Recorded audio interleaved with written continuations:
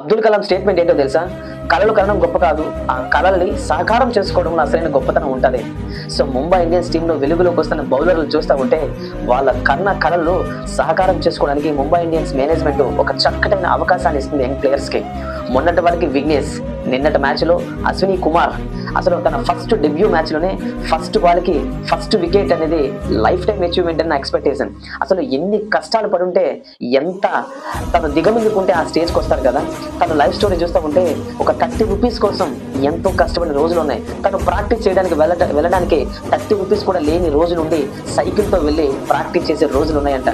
తన ఫ్యామిలీ కానీ, తన ఫ్రెండ్స్ కానీ, తను నిన్నటి ఆడిన డెబ్యూ మ్యాచ్ లో ఎంత మంచి పెర్ఫార్మెన్స్ ఇచ్చాడు. ఒక ఆనిముత్యమైన బౌలర్ ముంబైకి దొరికేటట్టున్నాడు నా ఎక్స్పెక్టేషన్ ప్రకారం. తను ప్రతి ఒక్క స్టేట్మెంట్ ఇస్తే మ్యాచ్ జరిగే ముందు తనంట లంచ్ చేయలేదంట, ఓన్లీ స్నాక్స్ తో ఉండిపోయాడంట.